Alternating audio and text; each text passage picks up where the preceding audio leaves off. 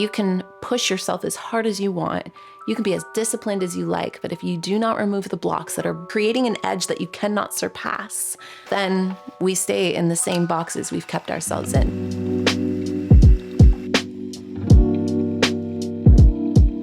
Hey guys, what's up? And welcome back to another season of Becoming, day 3. We are talking about a winter detox today. I have to position my camera differently than usual because the sun is sunning. Today's chat is going to be about a winter detox, and not in the toxic kind, because I feel like detoxes can actually become a little toxic, but more of like a soul detox. I feel like there needs to be a settling after the new year. There is this, okay, now I'm ready to lock in a little bit. And with that, I know that for the holidays, we are meant to relax. We're meant to celebrate the end of the year. We're meant to not be trying to curb new habits or break old ones. It really just feels like a time of year to just be, And so coming into January, there tends to be this, okay, now it's time to focus. Now it's time to do all the good habits, etc., etc. And my version of that, because I don't necessarily want to hit the ground running starting this winter, I just want to allow myself to really come into myself this year, 2026. Because of that, it feels like an opportunity for me to reflect on what I might have been using as, I'm calling it like a dopamine detox, but really it's like, I'm going to use these words because as a parent, these words come up a lot now, but like a self-soothing. When we're dysregulated, we often reach for dopamine things to self-soothe. And there's nothing wrong with that. It's actually a very natural thing that we do. The only time that it starts to become something we may want to detox off of is if our self-soothing mechanisms actually block us or inhibit us. I don't want this to feel like I'm lecturing myself, disciplining myself, or shaming myself. I want it to feel more like a permission slip to let this comfort go, to let this, whatever security blanket it was. Think of the little child with their blankie, because that is the thing that makes them feel comforted and regulated and grounded when the world is uncertain or overstimulating. We are all just giant little children. There are certain things that our nervous systems are wired to do, and that's one of them. It's to seek out comfort when we feel dysregulated, ungrounded, or overwhelmed or overstimulated. The prompt for this day is pretty self-explanatory. What is that thing for you? Or better yet, because we can do multiple things. What do you do to numb, not necessarily to nourish? Or what are things that are numbing but not nourishing? Because we can do certain things to self-regulate, to self-soothe, to ground, that can actually be very nourishing too. And dopamine is not a bad thing. We want it for the brain.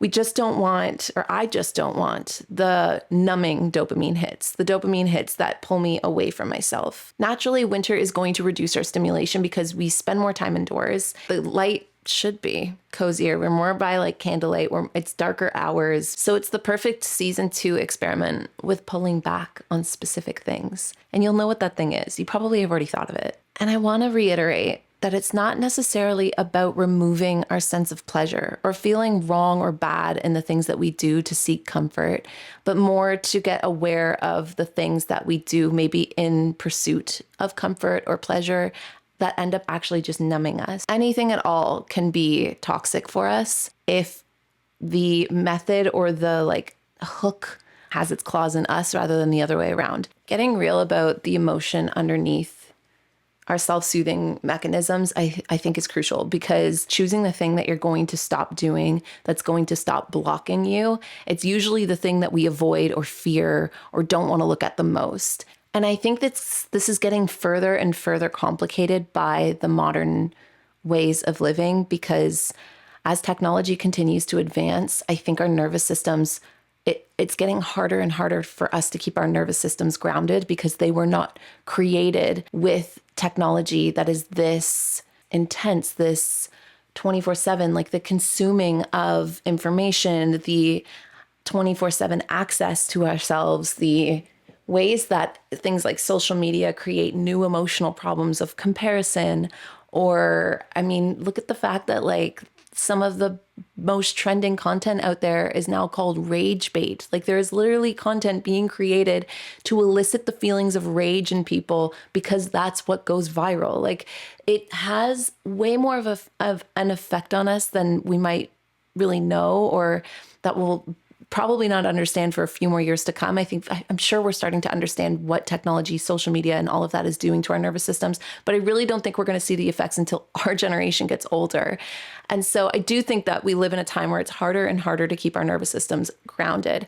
And so when we are ungrounded, and all that really is like our nervous system is hijacked by something. It can be the overstimulation. It can be stress. It can be loneliness. It can be literal stimulants, like just too much noise, too much sound, too much going on, too much busyness, too much rushing. Maybe consciously we feel better because we're not focused on the thing that's bothering us, the big stressor, but our bodies still know and our nervous system still knows. And so subconsciously, we start to feel fried. We start to feel festery. We start to reach for things that might not be great for us. What are we craving underneath that? What am I needing underneath the noise? So in the book that I made, I started a detox tracker, and this is super easy to do. If you do get the book, the tracker is in there if you want to use it, but I also explain just like how to do it because you can also make your own. I know that everybody likes their own formats of things. I put it for 28 days because 28 days is 4 weeks. It's as simple as the date, whether or not you didn't interact with that habit, whether or not you utilized your replacement, and then notes or observations or how you might be feeling that day, or whether it's difficult for you, like just like a little section that you can write something next to, like today it was really hard, or I felt like I was really missing that thing, or I did. Like, it's also not even about perfection either. I know that I can have a little bit of like a competitive nature with myself. And so when I get into these, whether I'm doing like a challenge or a detox or something like that, I definitely strive for perfection because it's what motivates me, but also to like leaving that wiggle room. It's tough because do you leave the wiggle room? I find if I give myself the wiggle room, I'll take it. So that's why mentally I'm going to go as gracefully as possible at saying like, no, I'm fully detoxed off this thing for 4 weeks, whatever the habit is. But I don't even want to say it because then it's giving the wiggle room, but it's more so like, it's not about perfection. Again, it's information. So first you have to pick whatever the thing is that you want to detox from, something that is stealing your presence. It's stealing your energy. It's blocking your growth. You know, it's not good for you. You maybe know it's gotten out of hand. It's crazy how fast even good things can get out of control. And whatever the thing is that's pulling from you, taking from you, frying your nervous system, it doesn't have to be extreme. It doesn't have to be dramatic. It doesn't have to be your worst thing either. Like, pick something you feel like you have the capacity for. If you have the time to sit with it, whatever you know that thing is to be, whatever that habit is, whatever that interaction is, that thing is, ask yourself what you're getting from it. More often than not, there is, again, the core human basic needs of things like grounding or energy or comfort or familiarity, release, fun, joy. It's going to be different for everybody, but whatever that dopamine hit is giving you, try to find the coding of it. What is the coding of it? Because if you can get to the emotional coding of whatever that thing is giving you that's helping your nervous system relax, the easiest way to be successful with this is to replace it with something else that can give you that same feeling.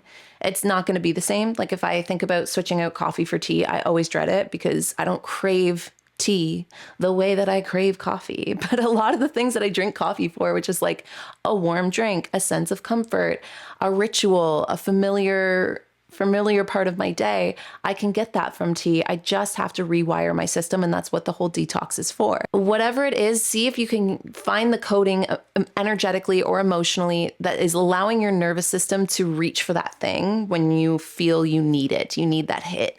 And then see if you can give yourself something else to replace it with. And you don't have to actually replace it with it every day. It just goes on the tracker whether or not you ended up using your replacement or not. Just something better, something gentler that you can reach for. It doesn't need to be the most perfect thing. But again, I think that this is the truest ingredient that makes these types of detoxes successful, because you're not just pulling something out, you're also placing something there that becomes the new ritual and the new routine that isn't blocking you the way this other thing was. Removing the blocks opens up the flow of energy, and you can push yourself as hard as you want.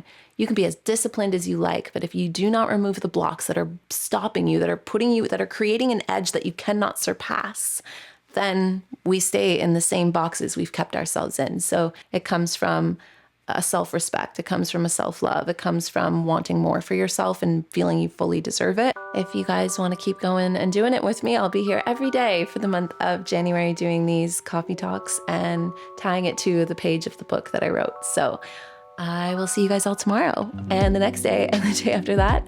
And good luck on your detox should you decide to jump into one. Bye, everyone.